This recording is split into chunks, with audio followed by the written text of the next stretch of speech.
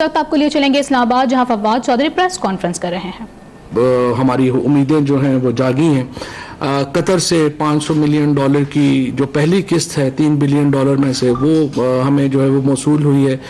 इसके साथ जो सऊदी अरब की जो डेफर्ड पेमेंट थी वो शुरू हो गई है।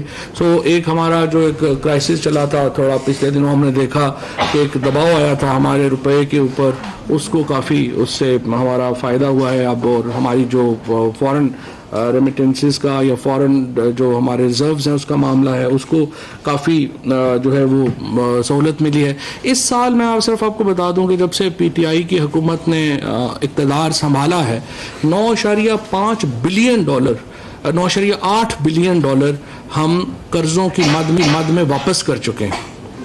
इसमें से तकरीबन $2 बिलियन जो हैं वो हमने वापस किए हैं सूद के, और $7 बिलियन जो हैं वो हम मद में वापस किए हैं। तो आप अंदाज़ा लगा सकते हैं कि 11 महीनों में क्या हम और ये जो तकरीबन ये जो हमने सूद ये जो कर्जा वापस किया है, ये तकरीबन सिंध के पूरे बजट के बराबर है।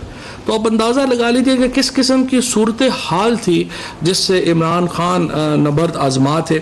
लेकिन अब बहरहाल ये हुआ है कि ये जो सारी सिचुएशंस हमारे सामने आई हैं उससे कम से कम एक फौरी बहरान जो था वो टल गया है, और बजट जो है वो भी अल्हम्दुलिल्लाह पास हो गया है। अब हमारा असल जो चैलेंज है आगे इकॉनमी का वो टैक्स कलेक्शन है। आपको मालूम है 5600 अरब रुपए का टैक्स हमने इस साल टारगेट रखा है कलेक्ट करने का, जो बहुत इम्पॉर्टेंट है। इसके साथ डॉक्यूमेंटेशन ऑफ इकॉनमी जो है वो इम्पॉर्टेंट है, जो आना है।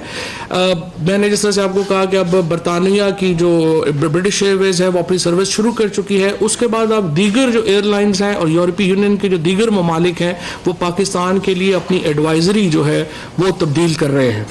बरतानिया का जो वली अहद है वो, जो बरतानिया की मुस्तकबिल की मलका है, वो पाकिस्तान आ रहे हैं। इससे पूरा पाकिस्तान का एक ओवरऑल आपको नज़र आता है कि हमारा किस तरफ हम जा रहे हैं। अभी जो अशरफ गनी साहब यहाँ पर तशरीफ़ लाए थे, जिस किस्म की गुफ्तगू मुज़ाकरात उनके साथ हुए, और अब जो प्राइम मिनिस्टर साहब आगे एक मुजवज़ा दौरा है उनका अमेरिका का, उससे आपको एक लगेगा कि पाकिस्तान की जो मुस्तकबिल है वो किस तरफ हम जा रहे हैं। इसमें पूरा गेम चेंजर इस वक्त सिचुएशन है कि जो माशाल्लाह अब आगे जो है वो आ रही है। यूरोपीय यूनियन से तकरीबन 25 साल के बाद हमने दोबारा साइंस और टेक्नोलॉजी के हमारा जो राब्ते हैं वो बहाल हुए हैं। हाल ही में जो हमने एक हमारे वज़ीर ख़ारजा ने शाह महमूद कुरैशी साहब ने जो यूरोपीय यूनियन में जाके ब्रसल्स में जाके जो मुआहदा साइन किया है, उसमें एक पूरा चैप्टर साइंस और टेक्नोलॉजी से मुतालिक है। और ये एक बहुत तवील अरसे के बाद पाकिस्तान के यूरोपीय यूनियन से साइंस और टेक्नोलॉजी में जो राब्ते हैं वो बहाल हुए हैं। इसके साथ साथ जो हमें उम्मीद है कि भारत से भी हमारा जो अब रिस्पांस है वो मुस्बत मिलेगा। अफ़गानिस्तान से एक जो अच्छे मामलात आगे चले हैं तो उसका बहरहाल असर जो है वो बाकी रीजन में भी होगा। अफ़गानिस्तान को हमने अपनी जो हमारी मिनिस्ट्री है उसकी तरफ से हमने कॉमसेट्स बनाने की तजवीज़ दी है, ऑफ़र की है। कंधार में कॉमसेट्स जो है वो बनेगी। आपको मालूम है कॉमसेट्स जो है वो पाकिस्तान की एक प्रीमियर जो है वो यूनिवर्सिटी है, और इसको हम पूरी दुनिया में, अफ्रीका में भी कई ममालिक में हम जो है ये यूनिवर्सिटी जो है ये बन चुकी है। अब ये यूनिवर्सिटी इंशाल्लाह हमने कंधार में भी बना रहे हैं। इसके साथ साथ एक मेट्रोलॉजी की एक, चूँकि अफ़गानिस्तान जो है वो बहुत रिच है मिनरल्स में, तो वहाँ पे जो मेट्रोलॉजी की जो एक लैब है वो भी हम काबुल में उनको इस्टेब्लिश करके देंगे, अगर वहाँ पे अगर उन्होंने जो है वो ख़ुद भी चाहा। तो पाकिस्तान, अफ़गानिस्तान और अमेरिका के ताल्लुकात में एक बहुत बड़ा ब्रेक थ्रू आया है, और अब हमें उम्मीद है कि हिंदुस्तान से भी हमारा जो ताल्लुकात हैं वो इसको डेफिनेटली उसके ऊपर फ़र्क पड़ेगा। ये वो सारी सूरत हाल है इस वक्त पाकिस्तान में हुकूमत की, जहाँ पर मईशत की तरफ से अच्छी खबरें आ रही हैं। पाकिस्तान की एक ओवरऑल जो आउटलुक है वो तब्दील हो रही है, उसकी तरफ से अच्छी खबरें आ रही हैं। हमारे खारजा महाज के ऊपर बहुत अच्छी खबरें आ रही हैं। इसमें आप देख रहे हैं कि पोजीशन टूट रही है। ये अजीब बात है कि पाकिस्तान के लिए अच्छी खबरें हमारी अपोजिशन के लिए बुरी खबरें बन के उभर रही हैं। शहबाज शरीफ साहब तमाम कमेटीज़ के साथ से इस्तीफ़ा दे चुके हैं। सवाए लीडर ऑफ अपोजिशन के अब वो बाकी कमेटीज़ के मेंबर नहीं हैं। वो कहते हैं ना कि जब कश्ती डूबने लगती है तो बोझ उतारा करते हैं, तो शहबाज शरीफ साहब भी शायद बोझ उतार रहे हैं। वो अपनी जो कश्ती है उसमें जो है वो उससे तमाम जो बोझ हटा रहे हैं, कमेटी से इस्तीफे दे रहे हैं। शहबाज शरीफ कभी भी अपोजिशन के लीडर नहीं थे, क्राइसिस के लीडर नहीं थे। इसीलिए जब हमने देखा कि जब जो क्राइसिस आता है वो तो बड़े आसानी से साइडलाइन हो जाते हैं, मुल्क से बाहर चले जाते हैं। और मरियम नवाज़ ने इसी मौके से फ़ायदा उठा के शबखून मारा शहबाज शरीफ की क़यादत के ऊपर। और मरियम नवाज़ जो हैं वो मुस्लिम लीग नून की लीडरशिप ने उन्होंने उचक ही ली है शहबाज शरीफ से। अब जो नैरेटिव चल रहा है, बयानिया चल रहा है, वो शहबाज शरीफ का नहीं चल रहा, वो मरियम नवाज़ शरीफ का चल रहा है। शहबाज शरीफ तो अब PMLN में या वो आप कहिए कि फजल इलाही बन गए हैं या रफ़ीक तारड़ बन गए हैं, उनकी तो वही सदारत की वही हालत है। शहबाज शरीफ साहब को तो अपनी पार्टी में अब कोई पूछता भी नहीं। आप इससे अंदाज़ा लगाइए कि असम्बली के अंदर शहबाज शरीफ ने खड़े होकर मिसाके मईशत की बात की, ख्वाजा आसिफ उनके साथ बैठे हुए थे। जो ही उन्होंने उस वक़्त उन्होंने उसके डेस्क बजाए, जो ही ख्वाजा आसिफ और शहबाज शरीफ असम्बली से बाहर गए और अगले दिन हमें पता चला कि मरियम नवाज़ ने वहाँ पे मुस्तरद कर दिया है मिसाके मईशत को, तो ख्वाजा आसिफ अपने पाँव पे पलट गए और ख्वाजा आसिफ ने कहा कि जी बिल्कुल मैं मरियम नवाज़ के मौक़िफ़ की तायीद करता हूँ। इससे पता चलता है कि शहबाज शरीफ की कोई ग्रिप नहीं है अपनी पार्टी के ऊपर, और वो चूँकि क्राइसिस में खड़े नहीं होते, उनका अपना नैरेटिव नहीं होता, इसलिए ज़ाहिर है मरियम नवाज़ ने उनका नैरेटिव चुन लिया है। अब मरियम नवाज़ कितनी ज़हीन सियासतदान है। अब ये लोग जो उनको छोड़ के जा रहे हैं, जो लोग रात को गए हैं, ज़ाहिर है ये तो एक पहली किस्त है, असल तो बात जो आने वाली है जब MNAs और सेनेटर्स जो हैं वो छोड़ेंगे। ये क्यों छोड़ के जा रहे हैं? क्योंकि इनको मरियम नवाज़ की सियासी अहलियत का पता है। यानी मरियम नवाज़ वो जहांदीदा खातून हैं जिन्होंने अपने वालिद को पहले इक़्तिदार से निकलवाया, फिर सज़ा दिलवाई और फिर जेल में डलवाया, और अब वो जाके उनको सुकून आया। ये माशाल्लाह इतनी वो जहांदीदा खातून है। जो लोग प्रोडक्ट थे और मरियम नवाज़ की बात सुन के चलते थे, वो लोग आजकल किधर हैं? एक साहब हुआ करते थे, उनका नाम था दानियाल अजीज़, वो उनको ज़रा पता करें किधर हैं। एक साहब और हुआ करते थे TC चौधरी साहब, तलाल चौधरी साहब, उनका पता करें किधर हैं।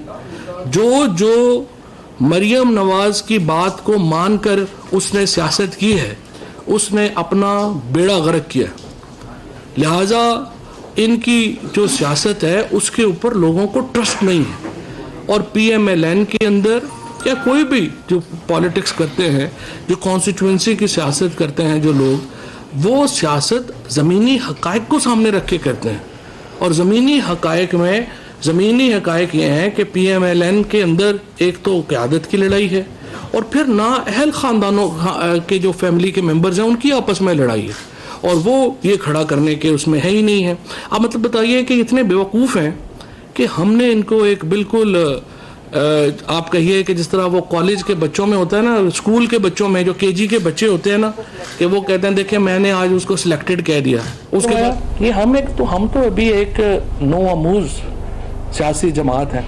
हमारे तो जो मेजॉरिटी के MNAs हैं और जो हमारी काबीना के लोग हैं, वो सारे तो पहली बार अभी जो हैं वो आए हैं। इन लोगों ने तिगनी का नाच नचा दिया अपोजिशन को।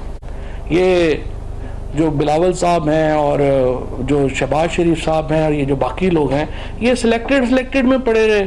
हमने अपना बजट भी मंजूर करवाया, हमने अपोजिशन की ताकत भी दिखा दी, बिलावल भुट्टो के खिलाफ यूनानिमस रेजोल्यूशन भी पास हो गई असम्बली से, और वो कल जो है वो 1500 लोगों का इज्तिमा था उधर गुजर खान में, वो वहाँ पे खिताब करने चले गए।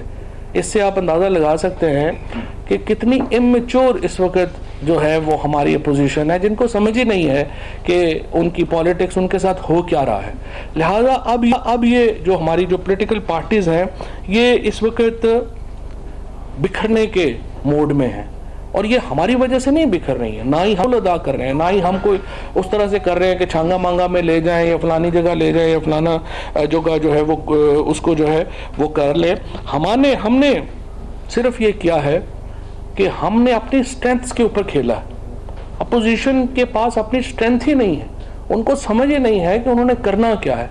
लिहाजा ये जो अब बिखर रही है अपोजिशन, अगर उनके कल 12 MPs जो हैं जिन्होंने मुलाकात की है, उनके नामों की जो लिस्ट है वो काफ़ी गर्दिश कर रही है, लेकिन ऑफिशियली अभी चूँकि रिलीज़ नहीं हुई है, ऑफिशियली भी आपके पास जो है वो चले आ जाएगी। इसके बाद इकट्ठी ही कुछ जो है MNAs की जो लिस्ट है वो भी आप लोगों के पास जो है वो आ जाएगी। वो इसलिए टूट रहे। तो मैं सिर्फ आपसे ये कहना चाह रहा था कि ये जो ग्रुपिंग हो रही है PMLN के अंदर, उसको हमें ये ना समझिएगा कि ये कोई हम करा रहे हैं, ये उनकी अपनी लीडरशिप की वजह से हो रही है। और चूंकि उनकी लीडरशिप का नैरेटिव नहीं है, सियासत नहीं है, लिहाजा वो टूट रहे हैं और टूट के बिखर रहे हैं। इसलिए पाकिस्तान की जो पोजीशन है, मैंने पहले भी कहा था कि हमारे लिए कोई ये मसला नहीं है, और इंशाअल्लाह ताला हम जो पाकिस्तान के लिए प्लान हमने बनाया है उसको हम लेके आगे चलेंगे। हम उसी को लेके आगे चल रहे हैं, और इंशाअल्लाह आप देखेंगे कि आगे जो हमारे अब जो बड़े प्लान्स हैं, जो मईशत के बड़े प्लान्स हैं, वो हमने उनको इसमें अचीव भी किया है, इसको आगे भी लेके जा रहे हैं। अब हमारे जो फॉरेन पॉलिसी के बड़े गोल्स हैं वो अचीव होने जा रहे हैं, और आप देखेंगे कि जो मुस्तकबिल का पाकिस्तान है, आज से 6 महीने के बाद पाकिस्तान की जो मुआशी हालत है, हमारी जो फॉरेन स्टैंडिंग है, वो बिल्कुल और होगी जो आज के मुकाबले में। और ये एक साल मुश्किल था, वो मुश्किल साल हमने गुजारा है। अब इंशाल्लाह पाकिस्तान का ऊपर जाने का वक्त है, और आप सब इंशाल्लाह देखेंगे कि इमरान खान की क़यादत में ये पाकिस्तान हम इस तरह से ऊपर जाएंगे कि हम 60s की जो हमारी दहाई है उसको हम भूल जाएंगे, और दोबारा हम अपनी ग्लोरी जो है वो लेंगे। शुक्रिया। आप ये बताइएगा कि चेयरमैन सेनेट आप कैसे बचा पाएंगे, क्योंकि अपोजिशन तो कहती है नंबर गेम उनकी पूरी है, तो देखा जाए तो अपोजिशन तकरीबन 60 पे इस वक्त खड़ी है, और आपके जो साथी मिला के 43 है, तो उसके लिए क्या लाए आपने बनाया? मेरा नहीं ख्याल अपोजिशन रिस्क लेगी सेनेट के चेयरमैन की तब्दीली में जाने का, इसलिए कि उनको अपनी स्ट्रेंथ का असल पता है, उनको अंदर का पता है कि हालात क्या है। लिहाजा अपोजिशन जो है उसको फ़िलहाल ये मामला जो है वो उठाएगी नहीं। बातें करने के लिए ठीक है, मीडिया में बातें करने के लिए, जैसे आपने देखा कि उन्होंने कहा कि बजट में हुकूमत पास करा के दिखाए, और ये करके दिखाए और वो करके दिखाए, और फिर आखिर में उनको मुंह के बल गिरना पड़ा। तो इसी तरह से ये जो चेयरमैन सेनेट का भी मामला है, ये वो बातें शातें करने के लिए ठीक है, लेकिन इससे ज़्यादा कोई अपोजिशन के पास स्ट्रेंथ नहीं। अच्छा, आपने कहा क्या कामसट यूनिवर्सिटी बनाने जा रहे हैं अफगानिस्तान के अंदर, तो हमारी अपनी जो कामसट यूनिवर्सिटी है उसके अभी तक मुस्तकिल रेक्टर नहीं लगे, उसके मतलब NTS था उसको बनाया गया, वो एक प्राइवेट पार्टनरशिप में चला गया, तो ये चीज़ें कब ठीक होंगी? नहीं, जो मामला है ना NTS का, NTS तो एक पब्लिक वो एक उसकी जो एंटिटी है वो एक गवर्नमेंट की बॉडी नहीं है, वो प्राइवेट बॉडी है, और वो प्राइवेट बॉडी जो है उसमें बोर्ड ऑफ गवर्नर्स जो है वो अपॉइंट होने थे। वो बोर्ड ऑफ गवर्नर्स हमने अपॉइंट जो है उसका प्रोसेस शुरू कर दिया है। ये बात आपकी बिल्कुल ठीक है। 2.25 साल से उसमें एक जो कॉमसेट्स का जो रिएक्टर है वो नहीं आ पाए। वो इंशाल्लाह हमने इस महीने सेनेट का जो इजलास है, चूँकि उसका प्रेसिडेंट जो है वो करते हैं, सो प्रेसिडेंट साहब को मैंने रिक्वेस्ट की है, इस हफ्ते हम सेनेट का इजलास बुला के उसका इश्तिहार दे रहे हैं, और अगले इंशाल्लाह आप समझिए कि 60 दिनों में नया जो मुस्तकिल रिएक्टर है वो कहाँ तैनात हो जाए। अच्छा चौधरी साहब, जैसे आप कह रहे हैं कि कल मुस्लिम लीग नून के लोग मिले, और आने वाले मजीद आपको इम्कान है कि मिलने जा रहे हैं, और आप पाकिस्तान तहरीक इंसाफ खुश भी दिखाई दे रही है कि मुस्लिम लीग नून के लोग आ रहे हैं, लेकिन क्योंकि कानूनी तौर पर ये दुरुस्त नहीं है जब फ्लोर दूसरी जमात में जाते हैं, लेकिन वो सिटिंग MP या MNA है, तो क्या आप उनको रिजाइन करवा के दोबारा इलेक्शन में करवाएंगे, या इसी तरह ही एक गैर कानूनी तरीका अपना तहरीक इंसाफ उनको अपने साथ रखेगी? नहीं, पहली बात तो यह है कि आप आर्टिकल 63A अगर देखें जो डिफेक्शन का लॉ है, तो वो सिर्फ 2 चीज़ों से बार करता है जो अपने पार्लियामेंटेरियंस हैं उनको। नंबर 1 कि वो जो लीडर ऑफ द हाउस की तब्दीली है उसमें वो वोट नहीं करेंगे, और नंबर 2 वो बजट में यानी फाइनेंस बिल में वोट नहीं करेंगे। इसके अलावा तो हर जो डिसीजन है उसमें वो आज़ाद है, लिहाजा वो उनको ना इलेक्शन लड़ने की ज़रूरत है ना कुछ। अब अगर एक पार्टी में एक लोगों को नज़र आ रहा है कि लीडरशिप जो है वो है ही नहीं, और वो आपस में उनकी लड़ाइयाँ जो है वो चचा भतीजी आपस में लड़ रहे हैं, और वहाँ पे एक लीडरशिप ही नहीं है, तो वो कोई पागल ही होगा ना जो उस पार्टी में कंटिन्यू करेगा। तो वो जाहिर है वो उन्होंने अपनी सियासत भी तो करनी है ना लोगों ने, वो उसकी वजह से छोड़ के जा रहे हैं। लेकिन जैसा वो टर्म पहले इस्तेमाल होती थी, आपने भी कहा छांगा मंगा की सियासत, पहले वहाँ ले जाया जाता था, अब बनीगाला में ले जाया जा रहा है, ये मुस्तकिल में बनी गाला वाली सियासत की टाइम आ जाएगी? और ये भी बता दें कि आप नून लीग के एमपी हैं, मुलाकात की आप तस्दीक भी कर रहे हैं कि वहाँ आकर मुलाकात की है, तो तहरीक इंसाफ का इस पे आपका वो स्टांस किस तरह से होगा कि आप फिर वो शाना मगर की सियासत आप पहले तो हमेशा मुखालफत करते रहे, तो किस तरह से आप उसके यही तो साहब इसमें यही ऐड करते हैं कि जो एमएनए सेनेटर्स का आपने जिक्र किया है तो वो कौन लोग हैं, ये भी बता रहे हैं, वो भी बता देंगे इंशाल्लाह। इसमें कर ले। अज़मा बुखारी कह रही है कि अगर किसी ने मुलाकात